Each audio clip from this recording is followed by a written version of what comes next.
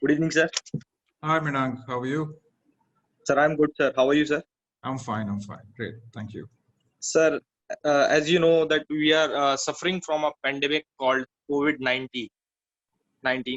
So, sir, as we all know that we are facing a lot of difficulties, especially in education sector. As I'm a class 12 student, sir. I've been stuck up in between somewhere that I had many plans that this way I'll prepare for my college and this way I'll prepare for my competition exam and whatnot. But the plan got failed, as you know, sir, because of due to coronavirus. Sir, I'm Mrinank, convener of YUN. What this this made me think of an idea to do something creative. So I started with I and along with my friend Siddharth. We are two 12s. We started with a program called Youngsters Entrepreneur Nexus. Mm-hmm. So it's a platform to ignite entrepreneurial mindset in students, preparing them to be career ready and tomorrow's innovators. Mm-hmm.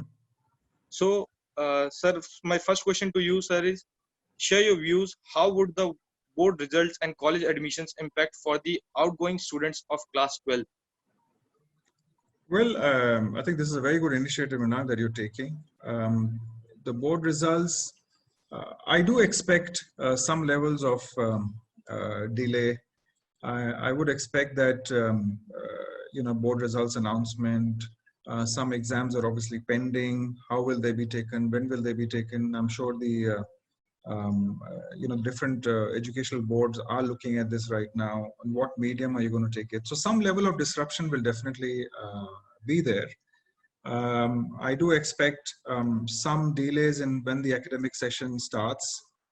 But quite frankly, if you're making the right moves, if you're ensuring that the right kind of measures are being taken in terms of social distancing, in terms of the blended approaches to learning, in terms of ensuring that the students' safety is very much is taken care of.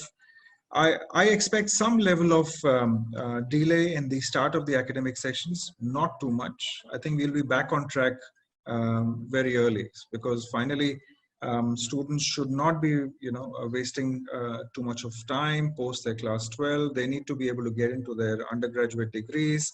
So all universities, the MHRD and everybody else will definitely make it a point to ensure that delay may be there, but not too much. I think I don't expect too much of a delay to happen. It's, after all, it's the future, the futures of a lot of young students at stake.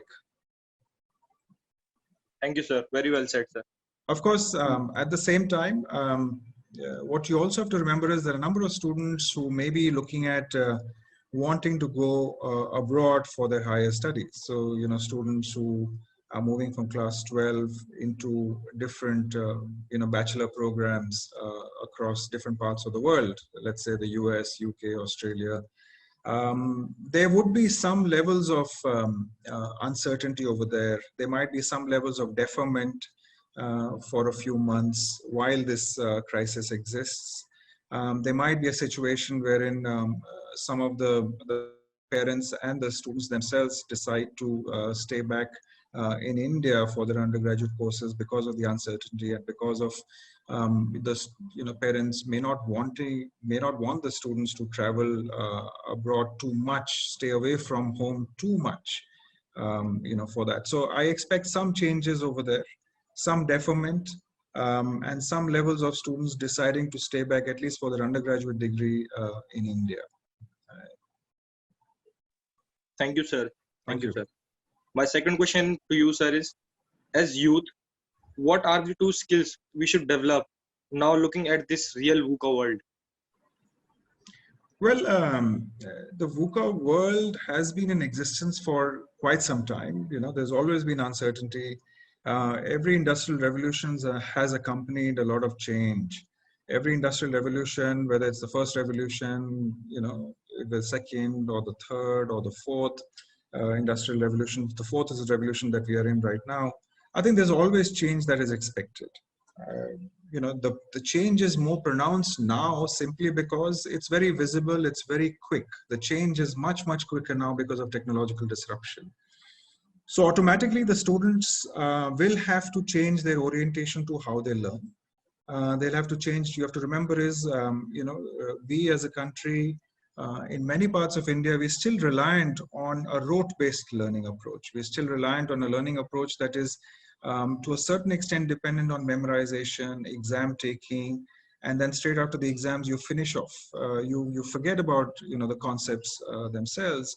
That's not the kind of learning that will be useful to you as you go along in the VUCA world. You have to develop real skills. The learning has to be very experiential. The learning has to be very practice-based. The learning has to be very learning by doing based. The learning has to be in such a way that the theory as well as the practice are fused together, and it's done almost at the same time so that the retention power increases. Learning has to incorporate building up leaders. Learning has to incorporate building up people who are able to withstand stress, who are able to withstand different kind of environments, who are able to make quick decisions, who are able to understand the implications of their decisions on other people and on systems, people who are critical thinkers, people who are problem solvers as well as problem identifiers. These are the kind of people that the world will require going forward. People who are comfortable with technology, technological learning, as well as comfortable with the softer side of business as well. The liberal aspects of business. How do you manage people's emotions? How do you ensure that people lead you because they want to lead you? A lot of these things are very, very important to be able to be inculcated in students so that they can face the VUCA world that you're talking about. Yes, sir. Thank you very much, sir. Sir, so my final question to you, sir. Sir, my last two questions were directly related to nation. It is indirectly related to nation. Sir, suppose if you get a chance as a nation person, as a nationalist, to help our young people or youth or our young minds or so-called generation students. So will you help it, sir? Of course, of course, of course. I think Sir, directly or indirectly from early 2000s, I have been in the academic world. I've been an educationist, and I think that's one of the professions that are considered to be noble professions. Of course, the profession that has now come up and being viewed by people as being a noble profession is obviously the medical and healthcare professionals, because they're the ones in the front line of this whole crisis at the moment. So I think if I'm given the opportunity, I'll be more than happy to mentor as many people as I possibly can. Sir, so from the same question, I and my friend Siddharth, we have started, I told you, a page called Yen. So Yen is created for igniting young minds. Would you like to contribute your mentorship to youth online or offline?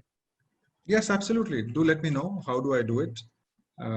This is one of my passions, to ensure that the future of this country are well versed with the kind of change that is required of them. Remember, for some of us, we might work for the next 15, 20 years, maybe, right? 25 years. The youth of the country, the guys, the people who are in class 11 and 12 right now have to work for the next 45 years, right? Next 50 years. The world will be very different. So we can obviously offer our experience, we can share our experience, we can mentor those students, and let me know how we can do it through Yen. Thank you so much, sir. Thank you.